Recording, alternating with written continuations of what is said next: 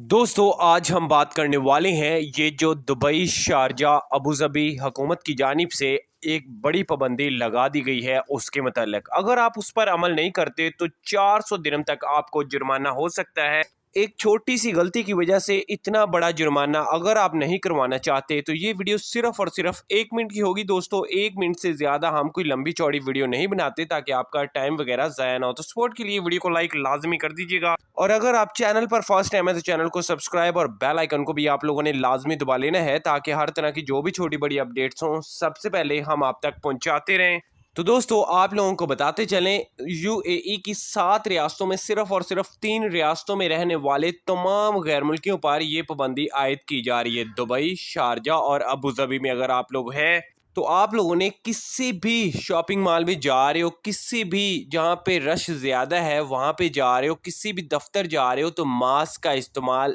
ज़रूरी करना है क्योंकि ये अब दोबारा से पाबंदी आयद कर दी गई है। मास्क ना लगाने वाले को 400 दिरहम जुर्माना अदा करना